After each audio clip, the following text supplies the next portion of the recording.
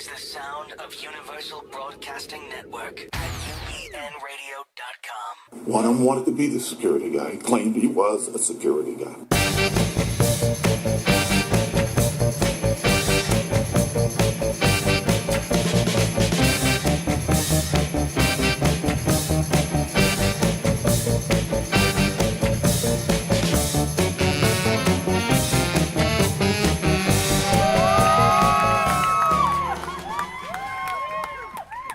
Welcome to Security Guy Radio. What's your name?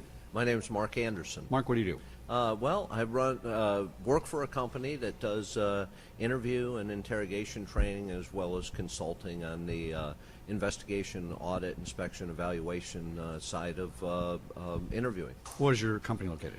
It's located in St. Mary's, Georgia, which is just north of Jacksonville, Florida. So I was intrigued when you contacted me because you talked about training. So you're a private eye, right? Yes. But you focus on the training part of interrogation and how to get people to tell you things and that kind of stuff, which is a little different than just going out and doing an investigation. So are you training private eyes? Are you training HR people, or how does it work? Well, primarily what I'm training at this point in time is law enforcement people, both on the state and federal side. Oh, okay. But then I also do a bit of training on the audit, inspection, evaluation side, mainly with the federal government. So a lot of auditors, teaching them interview training and how to elicit that truth. Now, why are we teaching cops how to do interviews? Well, that's a great question. We try to get good questions here and on there's Security Guy Radio. all sorts of people that are out there training. Aren't they supposed to be training you on how to do investigations? I guess so, but They're kind of the original interrogator guys, right? They are, and a lot of them watch TV, and that's not the way to do it. Right. So I think the one thing we see from studies that are being done is doing remedial training and additional training along in one's career greatly enhances your ability to do interviews. Well, absolutely. I mean, California were huge on training. Right. It's probably the best state for that, for all their cops and guards and everything like that. So maybe in other states they just get the basics and then they develop it through experience. And if you're a 30-year vet, you kind of know what you're doing probably if you're a detective, but maybe the younger guys. Are you training, the basic field sort of guy, the field patrolman for investigative techniques or detective levels? We're training all the way from entry level up to people with 20, 25 years. Oh, okay. Depends on the class we're running. Do some basic training where that's the first training they've received, and then we do training for people that have been doing it for 25 years. Now, what is your expertise that makes you the trainer? So here on Security Guy Radio, I am not very smart, and that's why I have a radio show, so I can learn things. And where did you get the expertise to do it? What's the background that brings that? It wasn't working at like Publix or a grocery store, right? Right. My background is I actually have 2 degrees in chemistry, so I'm a forensic chemist by training. Interesting. I worked in the lab for a period of time, but I found that those people were a different type of strange than I was. So I used that background to get into the FBI, and I spent 25 years working state and federal law enforcement. In the last 5 years of it, I was assigned at the Federal Law Enforcement Training Center teaching, interviewing, and interrogation. So that's kind of where the teaching side of the practical experience from doing thousands of interviews took place. And were you in any profiling stuff at the FBI? No, did no profiling stuff. Did mainly reactive crimes, narcotics, and I finished out my time with them doing international terrorism. So what is the main thing you would focus on in starting out a training? So let's say you approach a small PD, and the worst thing that ever happened was a dog got off his leash and they got to investigate or something, but they want to up the bar. What's the concept you're trying to bring to people that makes you think about this? The concept that I want to bring to them is to move away from the concept of TV interrogations where you're strong-arming somebody to give you the information, because that information, you're never going to be assured of the quality or the accuracy of that information. So what I'm going to emphasize probably the most overall is the issue of developing rapport with that person and understanding who that person is, because the better I understand who you are, the better I understand what your Achilles heel is, the better I'm going to be able to get you to tell me the person you don't want to tell, that I'm going to be able to get you to tell me the truth. Okay, so that's like common sense investigations 101 to me. Have I known that intuitively, or do we have to teach people this? That's a great question. That is really a good question. You don't get your wife to, let you buy that fishing pole by Right. being a jerk about it. But how many guys do it by being a jerk about it? I guess they do. Yeah. I think that is true. I don't, because I know it doesn't work. But to me, it's intuitive that you would just be honest with people and say, look, I can't get you off because you murdered somebody, but let's see if we can do something honest. And we know when you lie to people, no matter what level you're at, even police level, they get kind of pissed off at you. Right. Right? I mean, right. that's it. Absolutely. I would ask you, I turn that question around back to you and say, in your experience, because you've been in this business a long time. Yeah, I've had my PI license since '83. We were talking before we started the Right. show about my number. My number's like PI 136. Right. And I get on LinkedIn and see all these people on social media saying, we're the experts in investigations. And this guy's number is like number 39,000, and I'm in 13,000 series. And I laugh because they're brand new 20-something-year-olds that think they know how to do investigations. And I don't see that that's possible unless they had a background like you and me where we know people. Right. It's all about knowing people. Right. So. And I think that's a quantity or a quality that we see going downhill. I think I'd ask you, from your training and experience, were you ever taught to do that, or was it more inherent in who you were as a person that you recognized, I need to develop that relationship first? That's a very good question for Security Guy Radio. I'm not sure I've even had a question ever before, so now I don't know how to answer. Combination of both. I Okay. had some old school training officers that, were in Vietnam, and I was 20, and they were, 40-something, and they just did things old school. And here's how you do it, and let's talk about it. And then we had old school detectives that have been detectives for 30 years, 40 years. So I was lucky. I came in at a certain time when they were kind of replacing the Vietnam vets in police work. And then the people that came in the 80s became the new captains and chiefs now. Right. Right. One of my friends is the chief of Culver City. And I would think it's both, but mostly I think it's just going to be trial and error. So Right. I stop you, I ask you a question, and you tell me to, piss off. That didn't work, and I have to try something else. And so I Right. think I probably mostly developed it myself, just thinking trial and error. I think that's probably where I developed most of it, was in that trial and error format. And you've done thousands and thousands of interviews, Yeah. and you go, you know what, I know how to do it, that doesn't work. But how many of them have I screwed up? And how much of that learning curve could we help by having some instruction up front that says, we know these things work, we know these things do not work. Right. And so consequently cut down on that trial and error side of it and help people to be more productive at an earlier stage in their career. And I get I get in trouble now all the time socially because it was bad enough when I knew how to do interrogations and investigations. Now I got a radio show too, right? Right. So when I ask people questions, they think I'm taking a rubber hose to them and a big light trying to get information. I socially, I don't speak properly sometimes. I use a technique to get information out of people Right. that works, but it's not social. Right. But the best interview, I think, has the social component to it of building the relationship, right? And getting people to talk to you. So Absolutely. I got to check myself on that one. It's kinda- Absolutely. But then that's a time-consuming thing. It would be for you on the radio side as well as for investigators in the interview room. If I'm asking you to develop that rapport, how long do you have to spend developing relationship in order to develop enough that that person's going to tell you? I say as long as it takes, because unless you have the 72-hour hold where you got to file charges on the guy, Right. cops got all the time in the world. Absolutely. And we see this, unfortunately, in some of the responses lately on TV. What was the big hurry in that? Why didn't we just say, help Mr. Wizard, call for backup, and get 10 guys to arrest him instead of, You're right. So I agree with you. You got to take the time. Right. And maybe in a federal setting, there is more time like that, because a municipal agency, you're generated by calls for service, and on a federal level, it's not the same. You're not getting dispatched 500 calls today, right? Right. And I think there is kind of a hurry up. Let's get it done in police work, which is necessary because of the function, right? Form follows Right. function. Absolutely. So, yeah. I agree with you. I think there is a big difference there. But even on the federal side, where I think that time is there for them to do it, I think it's an issue of motivation of the individual. Do you want to spend that time, or are you thinking about, is it close to lunch? Do I need to get out of here? Yeah, like all cops do. Yeah, Cops are absolutely. cops. Yeah. Now, Yeah. do you find that there's resistance when you start training? I do a lot of consulting training, and I go out and teach people, okay, it's great that you know how to run away, run, fight, hide for an active shooter, but I want to teach you how to recognize the guy before he escalates to wanting to kill you. Right. And you get resistance. Well, I don't want to learn this, and that's not possible, and what are you talking about, blah, blah, blah. Sorry about that. Got a phone call going on. So do you find resistance?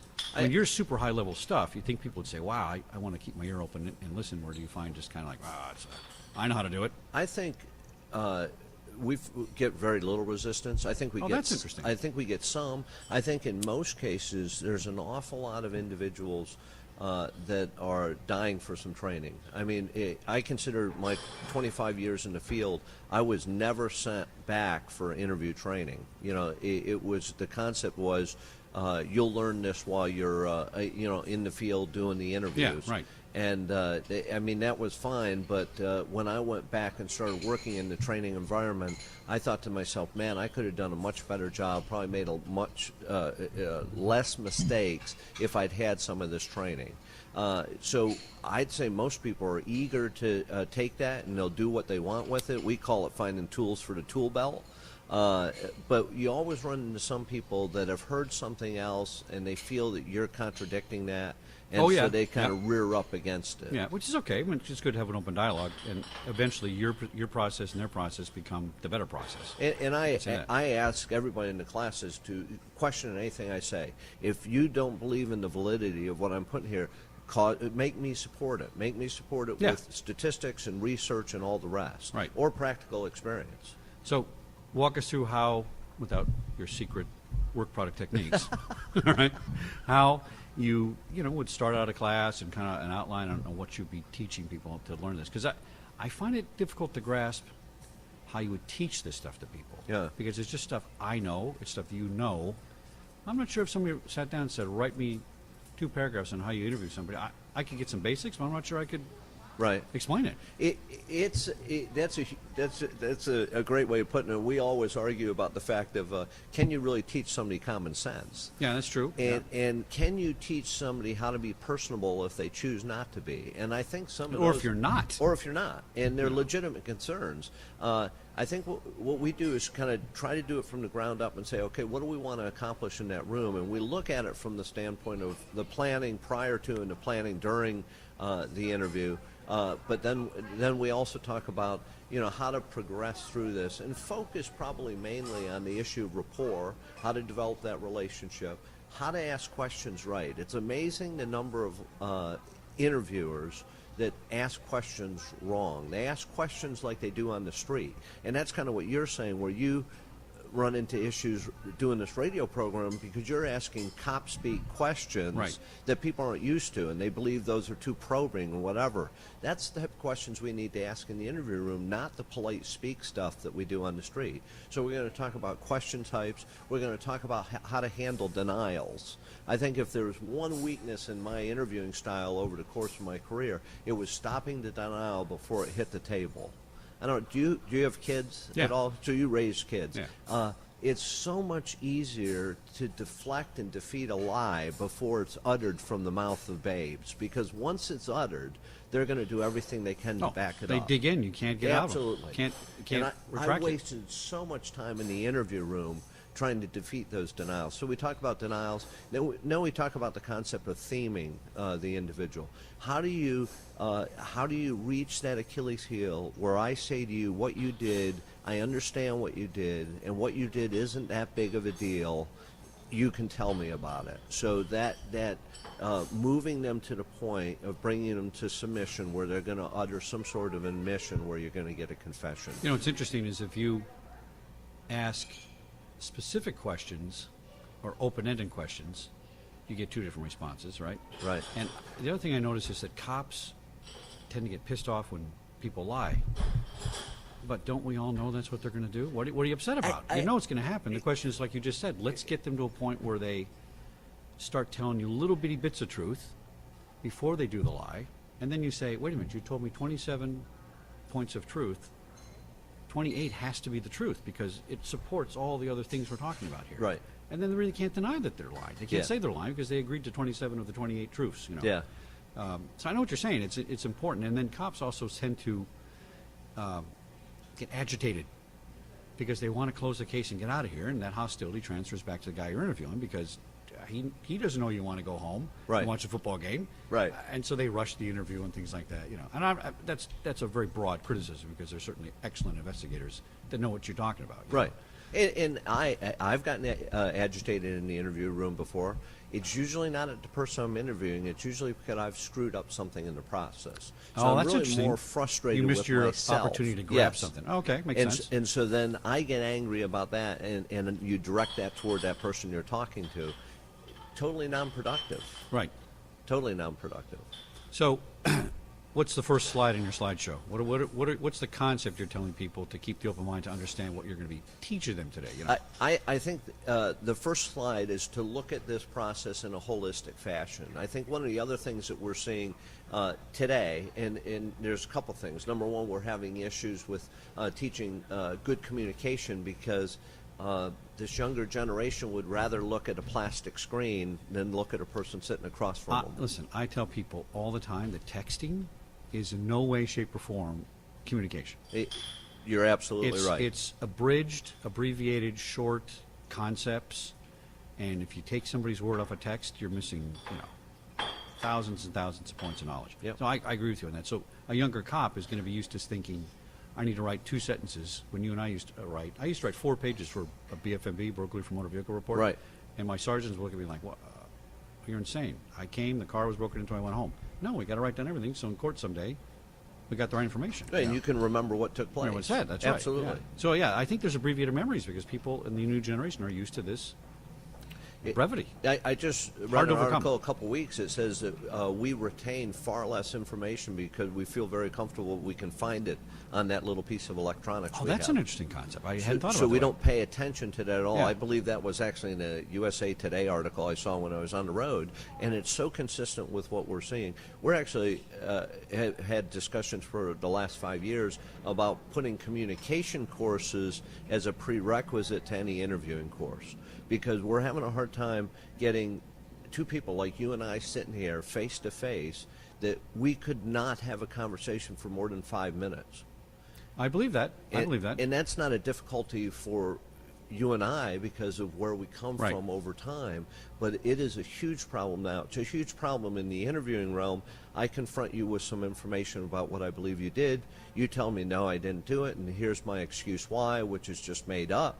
And I say, okay, thanks a lot, and I get up and leave. Yeah. Well, it's totally not in line with the facts that I know exist. So we've got to find some way to conquer that. So, that would be one thing, is talking about this as a process, because the other thing we see in interviewing is an awful lot of the organizations teaching it says, well, if you do these, 13 steps. Oh, yes. If you do these 9 steps, and there's a ton of interviews that feel if I go through those 9 steps, I'll have a confession at the end. It doesn't work that way. It doesn't work that way. Because you have to read the situation when it's ongoing, Right. live, and adjust. Right. And if you don't do that, those 13 questions don't mean anything. Right. In fact, I think they could hurt you. I think you could misinformation. And I believe that's what we're seeing. Yeah. We're seeing individuals that are so stuck to that script that they're unable to move about within the dynamic of the interview. Very interesting.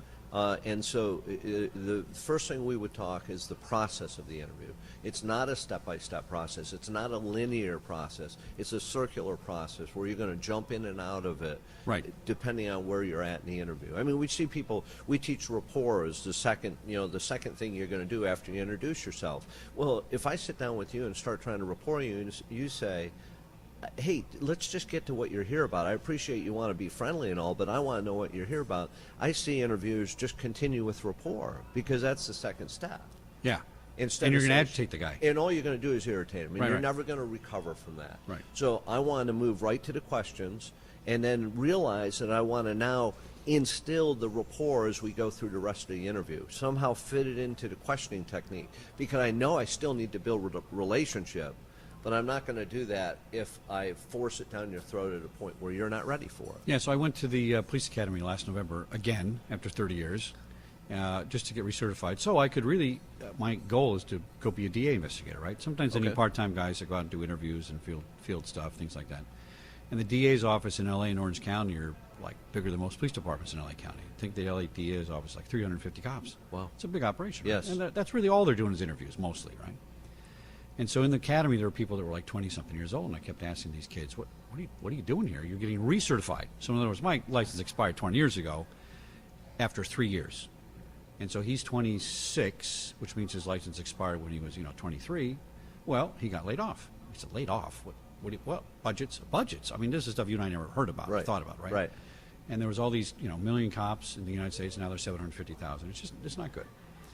But the attitudes these guys had, these 20-something-year-old cops, compared to the old timers in the class, there's a bunch of guys. I think I might have been one of the oldest at 54, and there were some others. They're not engaged. This is just like working at 7-Eleven. It's like, whatever, dude. I'm on my phone all day, and it's just a whole different group. And then at the academy, this was at I went to Rio Hondo and Whittier, but this was at Napa Valley. So, grape leaves, and the logo of the police academy is a hot air balloon. All right, doesn't exactly instill fear in criminals. All right, it's a very nice academy. It's in a community college up there, and the full-time academy is there while the old-timers recertification academy is there. Now, when I was in the academy, it was yelling, screaming. You went to the FBI. That's no, cakewalk, right? Right. Stress academy, so you could learn simulate stress. And the new academy, well, I got to get my cup of coffee, and they're walking around with coffee. They're out there on the grinder, and they're raising the flag, and everybody's yawning. And I'm like, well, what is this? And everybody wonders why the police departments are all fakakta. Form follows function. Right. So if you got a hot air balloon for your logo at the academy, you're going to get hot air balloon police officers. And I just couldn't grab that. What's ironic is the state of California was teaching me almost exactly the same thing I learned 30 years ago with upgrades. And they said, you know what? We did a bad job about domestic violence 30 years ago. Here's what we're going to do now. We did a poor job with stalking. Now here's what we're doing now. But the basics were there. And it was good basics, good interrogation techniques, all that stuff, right? Right. But it wasn't transferring the data to the cops because I think the young ones, like you just said, have. I'll just go look that up. Right. Right. And then we had a test that thing was like 100 questions. And these guys are studying, they're writing things down for 3 weeks, blah blah blah. And I was like, I either get it or I don't. I'm going to know this or I don't. And all the writing and texting and cheat sheets isn't going to do anything. So I went in, I took the test. It took me, 15, 20 minutes, right? There was guys in there 2.5 hours. And I got a 90. I missed 10 because that's kind of went fast, right? And some things were just a complete wrong. It was wrong. Mine was right. My answer was right. Theirs was wrong, okay? Because they don't know what to talk about. A few of those, right? But the young guys are like, they're trying to figure it out and do this. And I'm going, no, you're not listening in class. If you listened in class and didn't rely on that special software. Some guy had a software program for his phone for notes. Is that right? Just for the academy. Yeah. And he goes back to, like you said, to get the knowledge when the knowledge has to be transferred from the expert so you intuitively understand where this is coming from, right? Right. And I think that's the key to improving everything that's going on right now. And your techniques certainly seem to do it. I'm glad to hear it's on an investigation level, and if we could only take that kind of experience and get a patrol guy like you that says, okay, here's how you talk to somebody to get them not to shoot you. Right. By the way. Right. That kind of stuff. Yeah, it's really good stuff. I work with several detectives out of Dallas Police Department who were former street guys, and we talk about that difference on the state and the local and the federal side all the time, and they are firm believers that this stuff works just as well on the reactive side on the street. You're going to have to do it at a different pace than you would in an interrogation or a longer interview. But the applicability of the technique is going to be as effective at diffusing situations on the street as well. But it's in how you come across. So much of it is attitude. How do you approach it? Right. And attitude is another one. Can you teach it? Yeah. I have the 4 A's in security. Attitude, aptitude, appearance, and accountability. Came up with that myself, right? So your attitude is not, it's your state of readiness in your mind, right? But it's also where you're going. Your attitude like a plane, which way are you going? Are we all going that way together? Right. Aptitude's your knowledge base. And, you got to look good because if you look like a slob, no matter how well people think, and that goes to your presentation in interrogation, building rapport. So appearance can be rapport. Absolutely. Right? And then accountability is let's get it all down in a format people can actually read and understand in a case, Right. I think one reason I kind of gravitated towards this was I was always, 6'2" and literally 150 pounds when I got out of the police academy, and the most I ever got was 187. I was not a big guy, and I could not rely on brute force to get people to do things for me. Well, I'm not the Hulk. So yeah, so I get what you're saying. You use there. what you have, right? Yeah, And absolutely. And that's where I came from, and I think it does work. You from a verbal judo. Yes. Yeah, that's good stuff. Yes. Because you're setting standards and boundaries, and you're saying, the setup question, is there anything I can do to get you to cooperate? It's a great question. Right. Right. Another question I learned from John Burns, he teaches aggression recognition, so to speak, right, is after you go through all these interrogations, you say, what was your intent behind that? Oh, It's kind of a loaded question. You can't say, I don't know what you're talking about. You can't come up with a reason that doesn't say intent. It's very specific, right? Right. And I intended to piss the guy off. I intended to hurt him. I intended to cause trouble in the office. Right. Another good question. So I know there's some really good questions that can elicit a response, but then you got to be careful, because if you put the guy in a position where he's pinned down and he thinks he can't wiggle out of it, they shut down. Right. Right. How long is a typical class you teach? I ideally would like 3 days. Yeah, we all would. Yeah. Do it in 8 hours. Yeah, absolutely. And you get that a lot. Yeah. Oh, yeah. I'd like you to fit that 3 days into 8 hours. It's all in the Well, budget. Yeah, Yeah. and it is a budgetary issue. Easily, the material I have, we could do a whole week. But most agencies, organizations aren't going to spare their people for that long. So in 3 days, 8-hour days, I can get an awful lot accomplished. Now, when you're in the FBI, how long would they spend training people internally? Well, I was in a long time ago, and there was very little training. Oh, interesting. I received very little, and I've talked to several.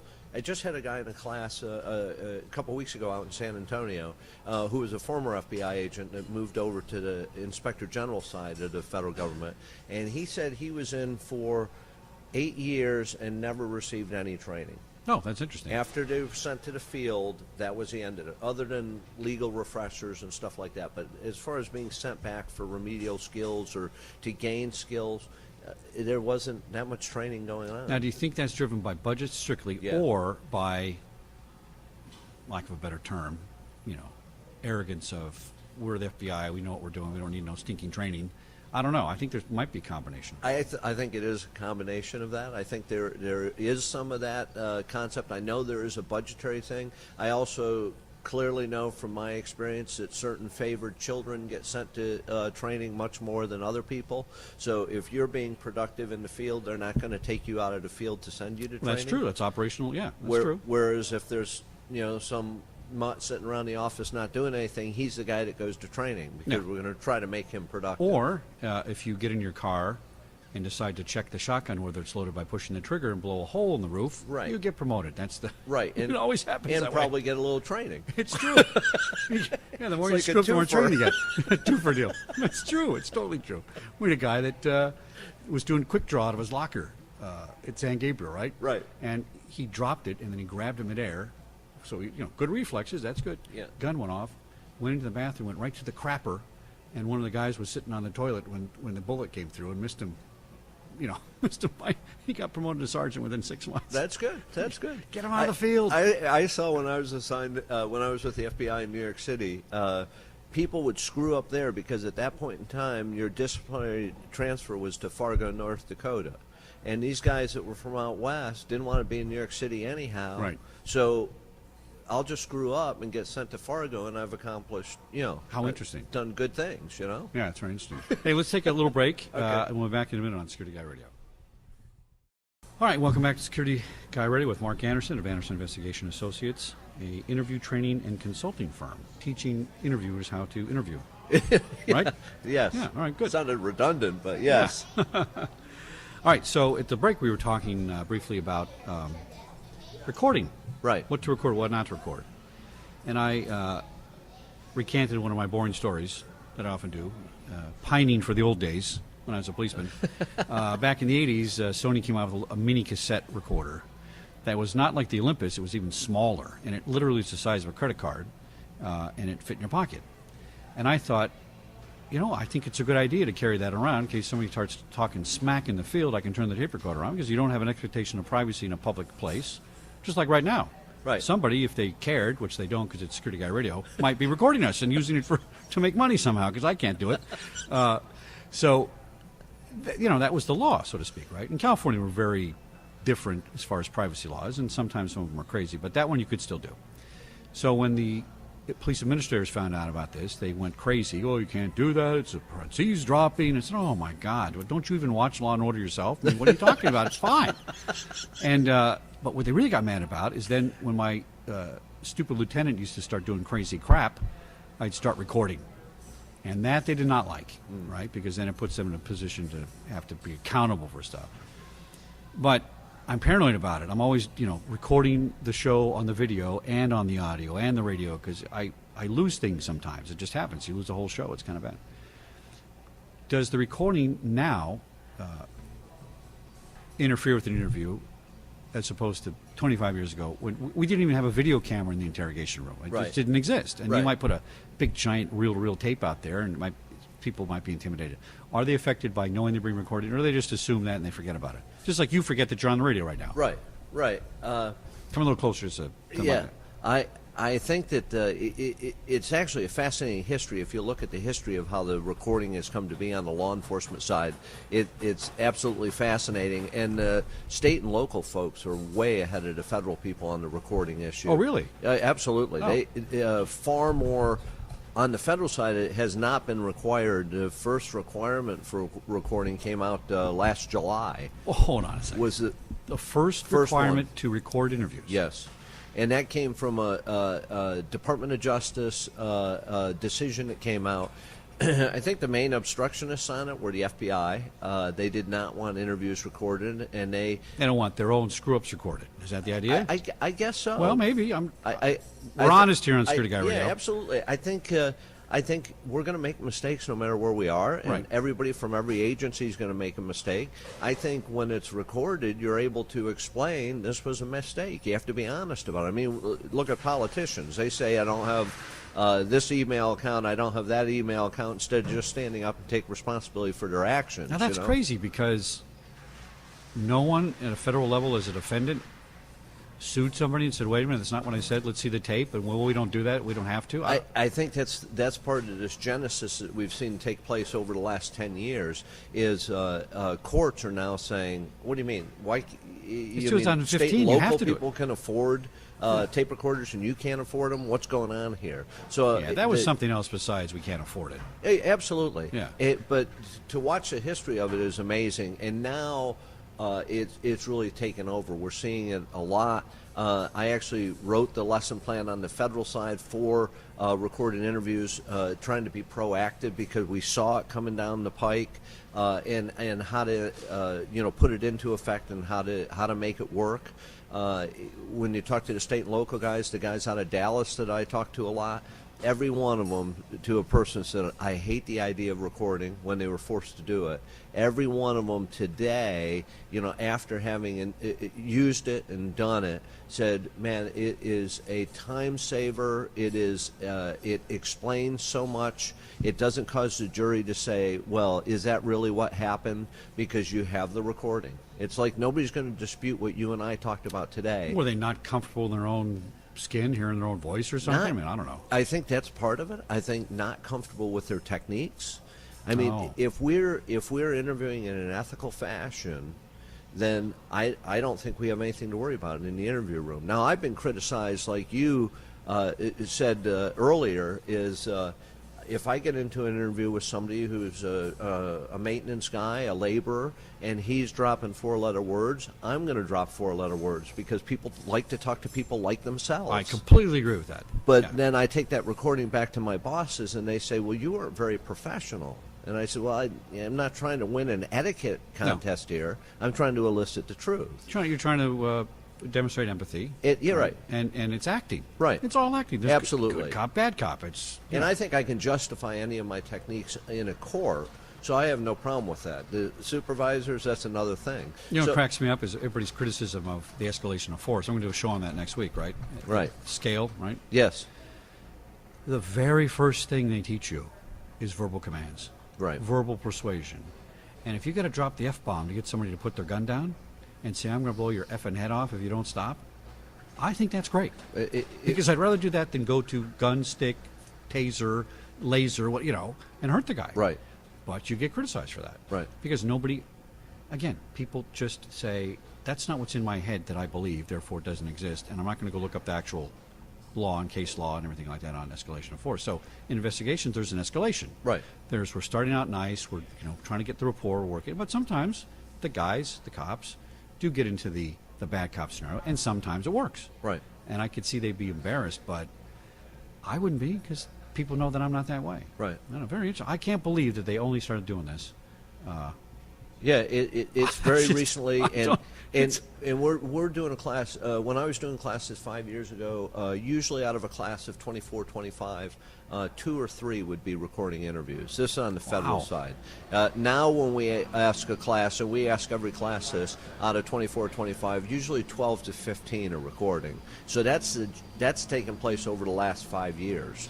Mark, let's take a vacuum break. Okay. The Hoover is running in the background, and we'll be back in a minute on Security Guy Radio. Welcome back from the shortest break in Security Guy Radio history, the vacuuming break, as we like to call it. So the hotels now stop vacuuming and stop playing music in the background, so hopefully we can finish the interview. All right, back with Mark Anderson of Anderson Investigations, a instructor on doing investigations and teaching law enforcement, federal, local levels. All right. So what the heck are we talking about for that vacuum cleaner? It completely made my interview fakakta. I guess it was being recorded. Oh, recorded stuff. Yeah, That's how we got all on right, it. all right. So, which is what we're doing. Right. Which is, all right. Absolutely. So do you find that compared, old days to new days, does recording a statement in front of a suspect have any impact on their honesty or their ability to speak or desire to speak? I think it does. I think it does have that effect, and we talk about a whole bunch of things with regard to that. The less obvious a recording equipment is, the less of an effect it has. Mm-hmm. So this setup, it would have more of an effect than if we had a low-profile microphone or we had the microphone built into the room or something like Yeah. that. So we do see it has an effect, but the question becomes, how do you sell it? And the whole concept of selling it is, and what I emphasize in my training, it's all about your needs. It's not about my needs, it's about your needs as the interviewee. So the way I sell it to you is, look, this is your story, and I want to capture your story in the best manner possible. Really? They're throwing silverware around? I'm sorry. Well, that's what you do in a remote. All right, so let me ask you a question. I know in doing this that you and I speak differently doing this. Right. Just a little. For the most part, in doing interviews, I get people to relax and they kind of start speaking the way they normally speak. But they start off with, my name is Mark Anderson. It's just a thing you do when you're on the spotlight. And you and I both know, I think, as well, that there's different types of witnesses, right? There's the guy that wouldn't say a thing unless you asked him. And there's the guy that's waiting for you to talk to him. And there's the guy that comes to you and says, I want to be interviewed. They all have agendas, and they have different reasons they're doing it. And I think in this day and age, everybody's looking for 15 minutes. And so when you put that camera on, my belief of that effect is that people are going to give you more information because they want to appear more helpful if they're that sort of witness in the interview. And if they're the suspect, I almost think they're also going to want to exaggerate or maybe make them appear, superior or something. I don't know. I just get this feeling it's not the same if people know they're being recorded. I think there's definitely a difference in the way that happens, and really what you want to do is attempt to mitigate during the time of the interview the appearance of there being recording equipment. I mean, it's beautiful. It's digital now, because I did recorded interviews back when they had cassette tapes. Oh, yeah. And when they get to the end of them, they You had cassettes. I had 16mm film. Boy, you're You really? a lot older. You No. sure you had 8 tracks and reel to reels too? That's right. But when they get to the end of that cassette and you get that, Yeah. you had to turn it over. That was a constant reminder this is being recorded. Well, and it interviews your flow too. Yes. So with the equipment we have today, I think that you can definitely mitigate the appearance of it. And I think once we get into the meat of an interview, they're thinking about what's going to happen to them, especially in the suspect or the subject case. They want to know what you know. They want to know what's going on. They're going to forget about the presence of that equipment. There's, I don't know if you've seen on LinkedIn, Dr. Marks, his MRI. Oh, yes. So I've done a show, Truth, Lies, and MRIs, and Dr. Marks says that using interrogation techniques and an MRI together is almost like a 95% lie detector test of accuracy, right? Right. And he feedback on that experience? I think it sounds like a fascinating idea. I guess I'm trying to figure out how that's going to look. You Well, know, is what a happened- person going to be in the tube while Yeah, you're yeah, doing no, the they interview? are. They are. And you just triggered it when you said to me, as the suspect's speaking to me, they're figuring out how to get out of things or whatever it is you just said, Right. right? So what he claims is when I'm telling the truth, or you're talking with your hands, or you're, dropping an F-bomb, which I tend to do off camera sometimes, those people tend to kind of have a more free flow thought process, tend to be more honest in a way, right? Okay.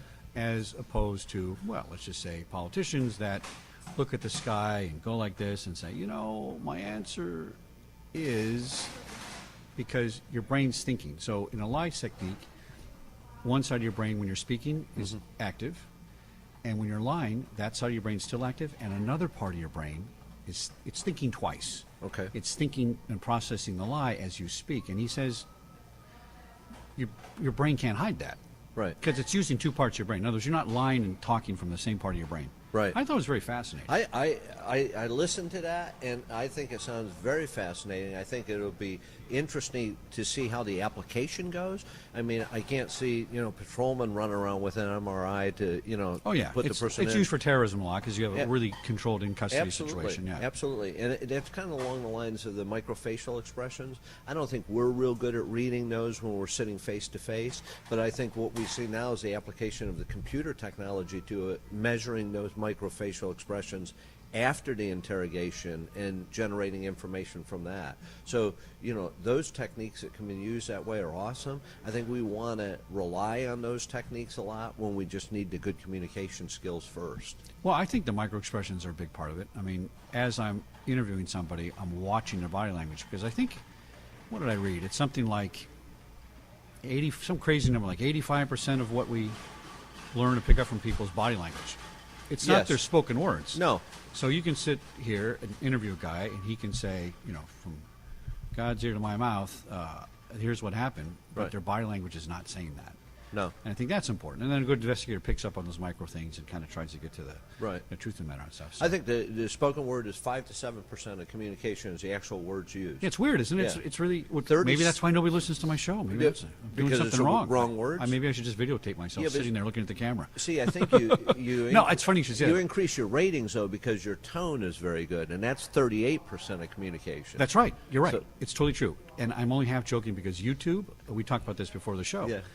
Most of my hits for the show are YouTube, and it's a radio show. And I put it on YouTube just because I thought, well, it's another way to distribute the show. But more people watch an audio show where we're only talking, basically. Me doing this does nothing to further my Right. show on video. But see, we're conditioned to not be able to just listen; we have to see it. Well, and what is the percentage of people that don't learn from listening? Very few people. 7% actually can learn from listening. From Very few listening people by can learn. itself. Right. Very Yeah. few people can do that. Yeah, because we're much more. Our main neuro channel is visual. Yeah. Most of us are visual processors. So, what kind of techniques do you guys use in investigations to feed that to a suspect? The rapport certainly would visually present to them that you're trying to make this work. You might be empathetic. You're on their side or stuff. Do you have any other little? I think anytime, the more channels that you can appeal to, and I always laugh about this one because one of them is the olfactory channel. So I'm thinking, how do I bring smell into the interview room to generate cooperation? Do I have a little like incense burner or something? Right. And burn their favorite cookie or something. I don't know how you do it, but the more channels you can appeal to in that interview situation, the more you're going to elicit the truth out of that person. Because you understand better the gravity of the event if I can appeal to more than one sense with Yeah. that. So, I mean, we get into all the stuff as far as how you talk to the person. I want to talk to you in the same language you talk to me. I want to employ haptics or touch at the appropriate point in the interview. Let's talk about that. Okay. That's extremely effective in seduction, dating, empathy, family members. I mean, touch is super duper important. Right. I got to tell you, I'm afraid I'm going to get sued I'd be very hesitant to do that. I Right. know it's effective, but how do you overcome that in an interview? I think, well, the first thing that when we teach this is the first thing I say is you better be aware of your agency policy, because there are agencies with policy that says no touch. You can't put your Right. hand on a person other than as to arrest or whatever. So number one, don't get crosswise with your agency policy. Number two, you have to have a certain comfort level to be able to do it. If you cannot do it without seeming odd, you best not do it, because Yeah. it's going to have. And you got to deploy it at the right time in the interview. For me, I'm a huge fan of touch, as are most of the Dallas guys I've worked with and a lot of the federal people I work with. You just have to. You're going to try to bolster that. Number one, if I have a video going on of that, I can explain it to a jury. No, that's true. Yeah, that's true. Or I'm going to have witnesses in the room. And a lot of people say, well, you'd never touch a female. And my response to that is, if I have witnesses in the room, if I have a secondary in the room, if I have a union representative representing that person, I have no problem employing touch. We're going to touch differently. Right. Could be but hand. it- Could be hand on handshaking. hand. Handshaking is actually the first form of Setting a haptics. rapport, yeah. And as to the gravity of that, watched a murder interrogation. And when they went back and asked the guy, why did you confess to the detective? His answer was, one of his answers was, that was the first time a law enforcement officer ever touched me, ever shook my hand in my 43 years of life. So they had no problem putting hands on him Right. and handcuffing him. But this was 3 years later that had that much of an impact, that handshake meant that much to him. So it just kind of speaks to the power of employing touch. No, I think it does. And, Yeah. and people want to relate to other people. And if you treat the worst scumbag suspect with respect, well, first of all, that's your obligation. I'm as far as I'm concerned, that's your obligation. As a Right. human being, you got to treat the guy with dignity and respect, minimum. Right. And when you remove that dignity and respect, and that would include a salutation, a greeting that's normal, you tell that person, I'm better than you, and it's not going to work out. And by the way, they think they're better than you, by the way. Right. Which is why they defied the law. Right. Because people of that mentality, and by the way, I'm one of them, because if push ever came to shove, and I didn't like some kind of law, I just ain't going to do it, pal. You're not going to come to my house and tell me how to water my lawn in California, right? Right. I'm that personality. Now, hopefully I don't go crazy, but I get that part, right? Right. So, but if you approach me with basic manners, it's highly effective. Right. And I don't know why we don't get that. You know why I think we don't get it? A lot of it's policy. A lot of it's, you shall not do this as a police officer. So Right. You will not shake hands. You will not touch people. It's dangerous to shake hands, blah, blah, blah. It settles up, but it really works. Right. I could see that stuff being difficult to overcome in a classroom setting. It's on your hard to side. overcome, Yeah. especially if there's a preconceived notion as to how things should be done. The whole thing of common sense is no longer common. I'm not sure common decency is any, common anymore either. And to teach that stuff is a tough thing to do. Now, what's going on with the laws regarding investigations, interrogations, background things? In California, they were trying to pass a law years ago that said, if I'm going to conduct an investigation, I got to tell you I'm going to conduct an investigation. If you can believe that, by the way, Right. what's the point? Yeah, absolutely. Right. And that's to Absolutely. protect all the politicians because they get investigated by the journalist and they get caught. Right. Right. Anything changing as far as the law to interrogations? No. We got Miranda. That's the basics in, Yes. in custody situation. Right. Right. But I'm assuming you also probably teach corporate people about investigations, HR Yes. people, right? Yes. Okay. Well, let's talk about that. Let's talk about how the laws are different in those settings because we got to Mirandize. We got to get that legal part right before we even say hello to the guy, or the whole thing is lost. Not so in an HR setting, Right. environment, right? Right. So, It depends on the organization. That's the unique thing about what I do. A lot of the classes I teach, and I'll go back to the private sector side, or on the federal inspector general side, where you have 74 different offices in the inspector general, and every one of them knows the best way to do it. So you have 74 different policies generated by 74 different teams of attorneys, and so you have, it's across the board. See the same thing on the private sector side. It depends on what that agency has, or that organization has set forth as a policy with regard to how much we're going to disclose.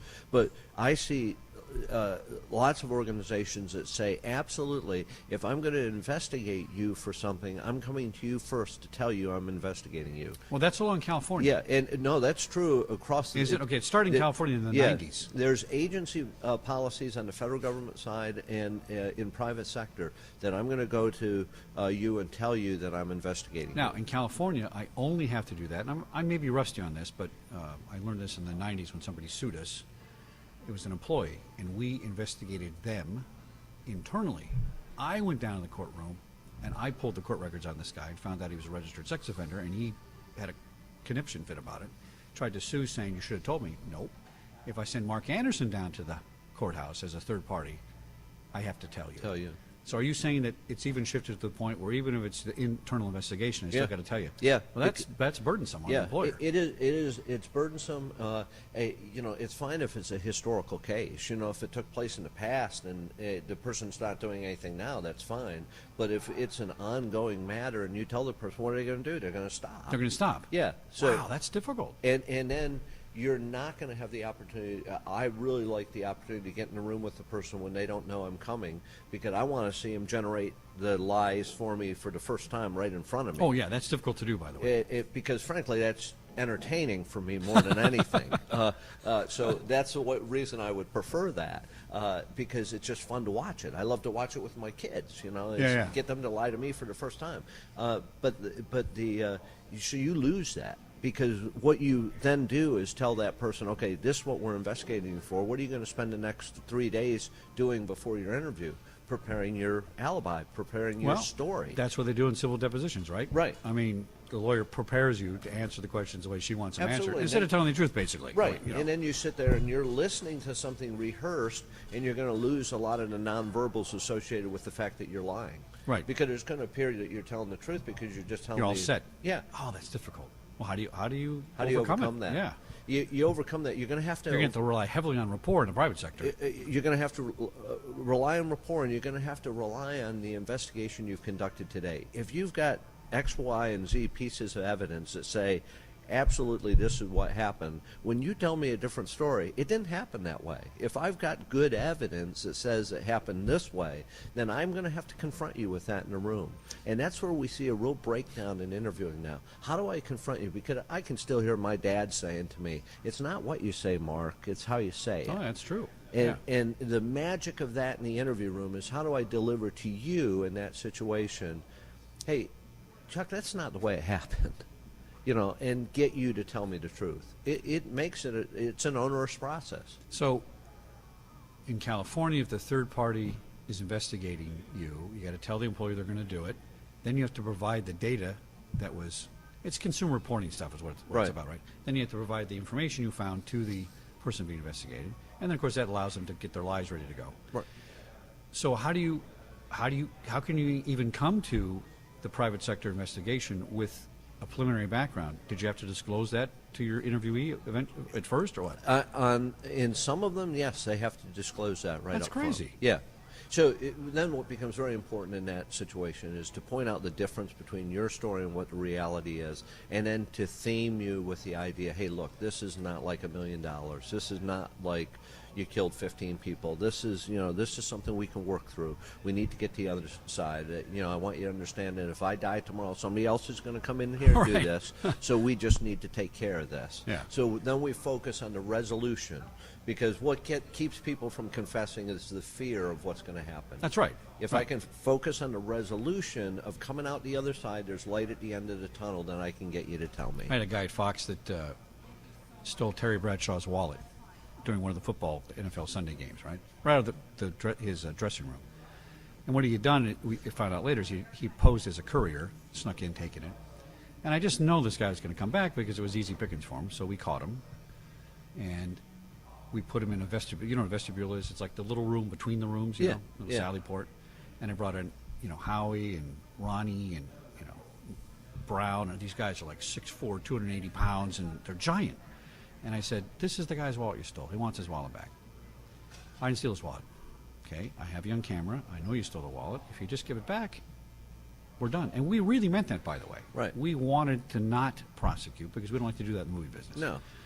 And the guy didn't do it, and he went pro per to defend himself. Turns out we did an investigation, and he was 2 strikes in another state. This was his 3rd strike now. And I said, to the 11th hour, just give me the wallet back and we'll stop it. Wouldn't do it. In the middle of the trial, the wallet shows up at Terry's house in the mail. And then he calls me as his own lawyer saying, well, I understand through confidential information that the wallet was returned. I said, well, that's true, and we're not dropping the case. And he's sitting in jail for life now. Because he was 3rd time. And all I wanted to do, and I didn't want to put the guy in jail for life. Right. That wasn't our goal, see? And once it gets in the hands of the DA, it's bonfire of the vanities, and you're not going to be able to stop that machine, right? Right. And so I gave him an out in the investigation, and I gave him a clear choice, and I wasn't being intimidating. Well, maybe the 4 guys was a little intimidating. Now that I think about that, might have been a good technique. Just a tad. But I was actually trying to personalize it. Like, look, these guys are here. They just want their wallet back. Let's just do it. And, you know, you probably couldn't do that nowadays. You probably wouldn't get away with it. I mean, he was a non-employee, and I probably still couldn't get away with that nowadays. These laws are just kind of crazy. Right. And I don't know how in the private sector anybody gets anything investigated anymore. Well, I think there's an awful lot that feel the same way the entertainment industry feels, which is I just want this problem to go away. They do. I don't That's want right. to. I don't want to prosecute. I just want it to go away. It's not good publicity No. for their biz. No. Yeah. And then there's a liability if they can handle it now without a lawsuit. That's the better way to do it. Right. Do you get into interrogation techniques for lawyers? You mean how lawyers to do interrogations? Teaching lawyers or- how to do interrogations because, you know, depots are basically interrogations. And Yeah. most lawyers are bad at it because they just really piss people off. Right. You know. I think that's true. Now, I'm not sure I'm disagreeing with what you just said, but there's an awful lot of lawyers that think an interview is the same as a deposition. I know they do. That's what I'm saying. And I think that's a harebrained idea. Oh, they're way off. I've been through all kinds of depots Yeah. as police, as private, whatever. And most of the lawyers are bad at it because they really are so adversarial Right. that they think, gotcha. And guess what? I can still sit here and say, I don't understand your question. But if you're nice to me, I might cooperate with you. You know. Yeah, and I think we saw that. I've actually had the experience of an inspector general for a federal agency saying, why don't our interviews look more like depositions? Well, the reason they don't is because they're not the same thing. Not the same thing. This is a Could they very be? brilliant, intelligent lawyer himself. But to have the concept that this dynamic process in the room is the same as a deposition is just crazy. Do you think a deposition would be more effective if it looked more like your investigation? I would say absolutely. I think it would be more effective, but I think depositions are done to save time as so much as on the criminal justice, on the prosecution they're trying to put people in a down position, Yes. saying, "Hey, I caught your line" or whatever, and stuff. it's done. I think on the investigation side, we're great at getting at the one issue that we're investigating. I don't think we're getting at the whole issue of what took place, and I think that's a shortcoming. That's a shortcoming I preach on the inspector general side of what that system was created for, was to rout out fraud, abuse, and waste, not one thing in one place. And I think that the interviewing techniques that we're trying to get across is going to get where there's more than one thing going on, where it's not a one-shot deal, because usually what we catch the person for is not everything they've done. Oh, absolutely. Or it's a can of worms, and now you find out there's 10 other things that he did that you don't want to know about, but now you do, and you got to do something about it, unfortunately. Right. But taking care of those 10 other things may, in fact, help the system better, Yeah. so that the system operates more efficiently. So is the question, are we going to look at it now, or are we going to deal with it again 3 years down the road? Right. And so that's what I want to do. I want to get at the whole issue while I'm in the room. And depositions never do that. They just get at the one issue. You could teach attorneys all sorts of interviewing techniques, but I think that's that issue again you talked about with the police academy and the younger folks that are there. I'm not sure they want to learn them I think you're right, maybe. I think you might be right. because they believe their way of doing it is The the paradigm best. has shifted, and Yes. then when you lose that prior knowledge, it disappears. Well, who's going to bring it back and teach it again? Right. It's different. Mark, we're out of time. Okay. We could keep talking forever. You want to come back and do another show? I would be glad Right, to. you can call in to the studio in Burbank and do it. Right. Okay. Give us your website, how to get a hold of you, best way to reach you, that kind of stuff. Okay. The website is www.andersoninvestigative.com, and you can get hold of me at 912-882-5857. And the one thing I would want to do for you if you wanted interview training is we would build it from the ground up, whatever you need in order to meet. Because the one thing we've talked about a lot is that people have different rules as to how you That's do right. this stuff. That's right. So we will build the program based on what your rules are so that we can have the most effective opportunity to get the truth in an interview by the training we provide you. Fascinating topic. Mark, Okay. thanks for coming in. Appreciate Thank it. you.